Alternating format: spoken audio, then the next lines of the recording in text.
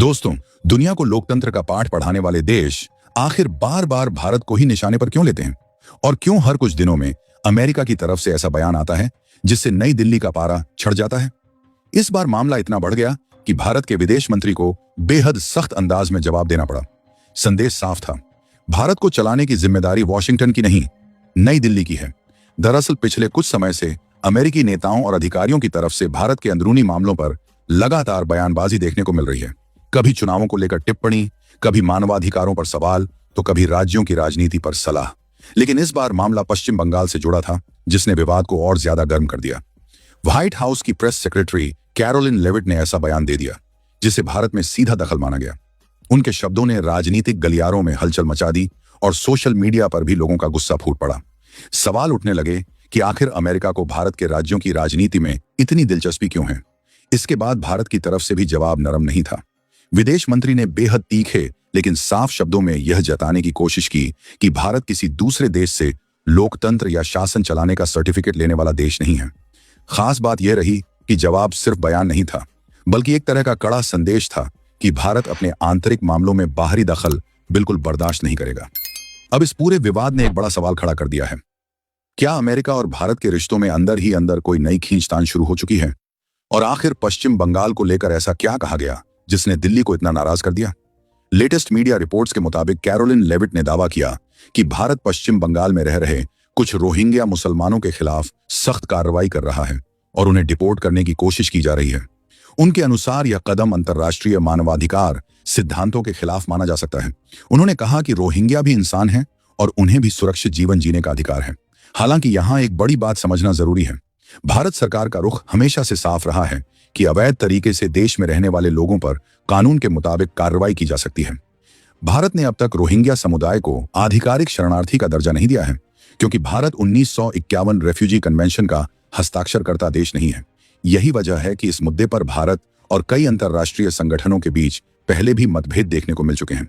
Reports में यह भी कहा गया कि कुछ इलाकों में अवैध बस्तियों पर कार्रवाई हुई, जिसे लेकर मानवाधिकार संगठनों ने सवाल उठाए।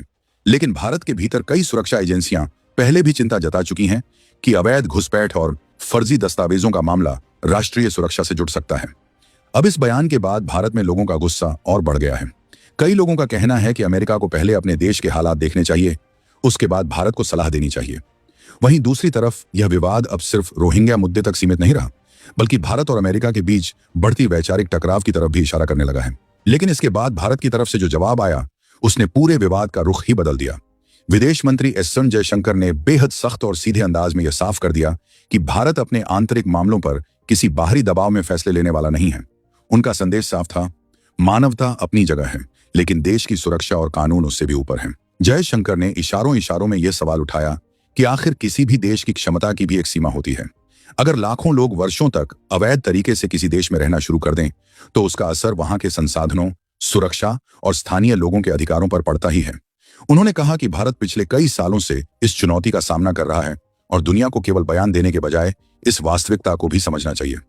भारत सरकार का तर्क है कि पश्चिम बंगाल समेत कई इलाकों में अवैध घुसपैठ लगातार बढ़ी है, जिससे स्थानीय प्रशासन पर भारी दबाव पड़ा। सरकारी योजनाओं, राशन व्यवस्था और जमीनों पर भी इसका असर देखने को मिला। कई जगहों पर अवैध बस्तियां तेजी से बढ़ी, जिन्हें लेकर सुरक्षा एजेंसियों ने भी चिंता जताई थी। जयशंकर के बयान के बाद सोशल मीडिया पर भी बहस तेज हो गई। कुछ लोग इसे भारत की मजबूरी बता रहे हैं, तो कुछ इसे राष्ट्रीय सुरक्षा का जरूरी कदम कह रहे हैं।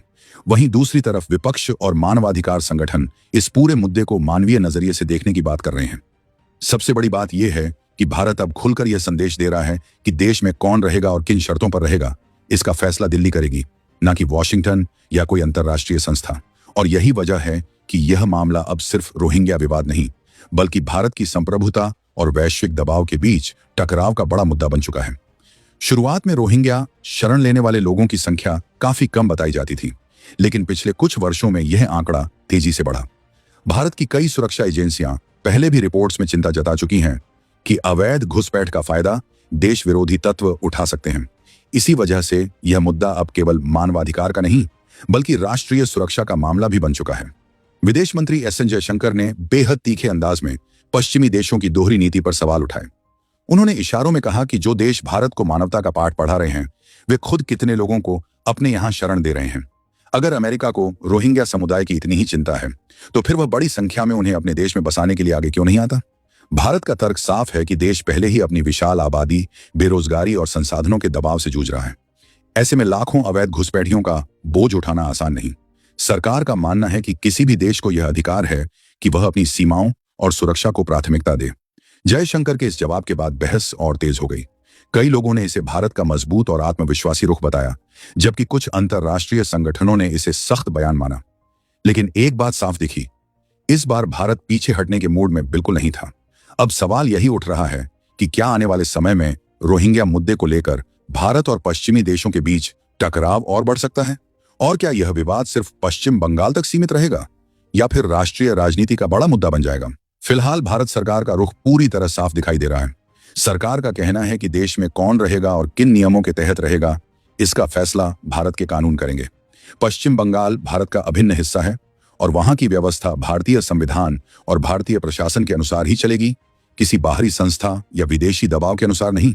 इसी वजह से रोहिंग्या मुद्दा अब केवल शरणार्थियों का मामला नहीं रह गया, बल्कि यह राष्ट्रीय सुरक्षा, अवैध घुसपैठ और भारत की संप्रभुता से जुड़ा बड़ा राजनीतिक विषय बन चुका है।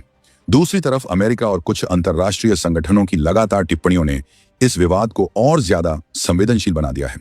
कई लोग सवाल उठा रहे हैं कि आखिर अमेरिका को अचानक रोहिंग्या समुदाय की इतनी चिंता क्यों होने लगी?